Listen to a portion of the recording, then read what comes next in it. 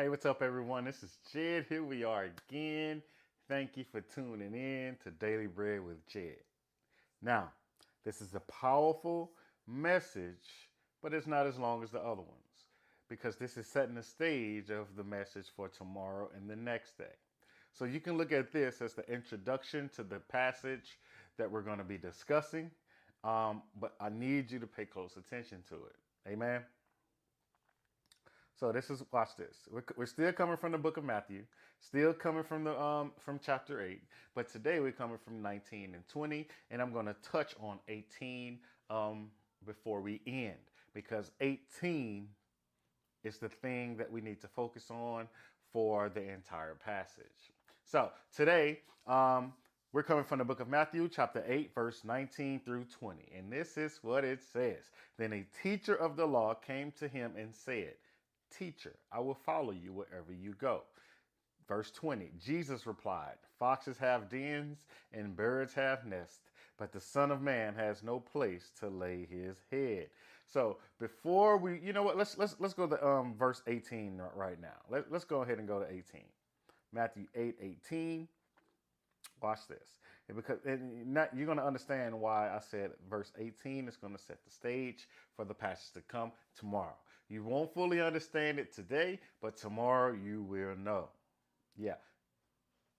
And then this is what it reads. When Jesus saw the crowd around him, he gave orders to cross to the other side of the lake. And in this moment, that's where a scribe came up to Jesus and said, "Hey, Jesus, I just love everything about you. I love what you're saying. I love what you represent. I love the authority you're teaching with. So you know what? Because of that, I am going to follow you wherever you go.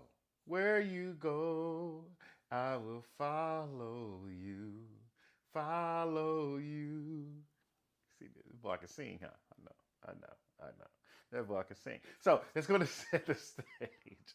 It's going to set the stage for all the of the other passages for the rest of the passage because it's going to be very important to note, and I'm going to address again tomorrow and the next day that Jesus, before the scribe came up to him, he said he ordered them to go to the other side. So we know. A scribe or a teacher went to Jesus and said he would follow him. So Jesus never beat around the bush. Jesus never beat around the bush when he spoke, even when he spoke in parables. I know some people may think that he was beating around the bush while he was speaking the parables, but I have some pushback with that because parables are looked at in two different things, two different ways. It's to reveal and conceal. So you can't beat around the bush if you're going to be revealing something. Okay? Because the same message that's revealing, or that's concealing, is also revealing. So he didn't beat around the bush, and he went straight to the point. So when the scribe or the teacher, put it like this: the scribe or the people who actually did the writing during those times. Okay? So they declared that he was willing to follow him. Jesus immediately revealed the weight of what he said. The scribe went to him and he said, "I will follow you wherever you go." And I can just picture Jesus now standing at attention, looking at him with those straight eyes and saying, "Hey, I don't think you really understand the statement that you said." Okay, so following Christ is not a part-time commitment. It is a lifestyle. This is not something that we do part-time. This is something that we become. Being a follower of Christ is not just sitting on the sidelines and waiting on Jesus to come back again because he's already done that. Being a follower of Christ is actually following Christ. And so Jesus, he's letting it be known that, hey, I hear what you're saying, but I don't think you really understand what you're saying. Amen. So when he described this, Jesus, he immediately went into describing mode. Following Christ is not part-time, it's a lifestyle. Now, watch this. To walk in his footsteps mean embracing a life entirely devoted to kingdom activity and kingdom expansion. A lifetime fully devoted, fully committed to kingdom activity and kingdom expansion. Why did I reiterate that? Because we look at Jesus as someone who's just so nice. and so calm and so all of this stuff. But we know that the the kingdom is always has an opposition. Or you know what? The kingdom faces the ops every second, every minute, every hour, every day, every week, every month, every year. There's always going to be opposition, right? And the ones who are most violent, will take the kingdom. Mm. You see, the kingdom resorts to violence, and the violent take it by force. So that tells us there's going to always be friction. There's always going to be static. There's always going to be a warring between the flesh and the spirit. So we have to understand that when we're going into this thing and being followers of Christ, we have to actually walk in the footsteps of Christ. Everything that Jesus Christ went through, you have to be willing to commit to that. Are you willing to be stoned like Stephen was stoned? Are you willing to be crucified? Not only like Jesus, but like the rest of the disciples that were crucified. Are you willing to be persecuted? Are you willing to be lied on? Are you willing to be backstabbed? Are you willing to be cast out? Are you willing to are you willing to go against the grain of the world to follow Christ? This is what Jesus is talking about. He said, I don't think you understand what you just said.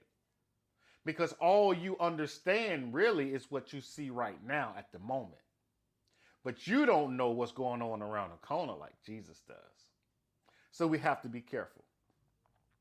So we have to be fully devoted, entirely devoted, fully committed to kingdom activity and expansion. See, Jesus' words, it was not meant to discourage this scribe or this teacher. It's not meant to discourage you from following him, right? But it's to test the sincerity of the statement that was made. So we have to ask ourselves this question. And these are the things that should resonate with a lot of us when Jesus was speaking to him, and when he said foxes have houses and dens and all of this. So we have to ask ourselves some important questions. Okay, are you willing to follow when there's no place to rest? Yeah. Are you willing to walk with Jesus through the storms? Are you willing to stay faithful when there is no comfort and you feel alone? He makes it clear that sonship comes with a cost. To follow him is to accept persecution, hardship, and even insecurity. True discipleship means understanding the price of commitment. So the question is not just how you will follow, but will you follow no matter the cost? Will you follow no matter the cost? I can tell you what I am going to do and what my house is going to do is stated in Joshua 24:15. As for me and my house, we will serve the Lord. I don't care what it looks like. I don't care what it sounds like. I don't care what it feels like. I don't care what it tastes like. I don't care what it smells like. But I do know this. I know if I follow Christ, everything's going to be all right. Because weeping may endure for a night, but joy comes in the morning. Keep that in mind as you're keep that in mind as you're thinking about following Christ. Because you're going to go through it. But the Bible also says, as I walk through the valley of the shadow of death. It didn't say as I stop in the valley. It didn't say none of that. It does say you're going to walk through the valley. And then in the valley, there's darkness and there's demonic spirits and there's all of these obstacles and there's all of these roadblocks that's in the valley. But it says as I walk through. So no matter what it looks like, no matter what it sounds like, no matter what it feels like, just know that you're going to walk to the other side. Because the Bible tells us we walk through the valley, not stop in the valley. And that brings me back to verse 18. Jesus told the disciples, gather your things and let's go to the other side, verse 18. So tomorrow we're going to pick back up on this. And it's going to make more sense tomorrow. But today I had to give the introduction because I didn't want to cram it all together because we have to unpack it layer by layer. Amen. So thank you all for tuning in. And tomorrow, the event of events, the back to school bash, tomorrow from 1 to 4 p.m., Narren Park Drive, 2800 Narren Drive. See you there. Bring the kids. It's going to be tons of fun. There's going to be tons of food. There's going to be tons of backpacks and supplies. There's going to be a ton of love. I love all of y'all. Till next time. Peace.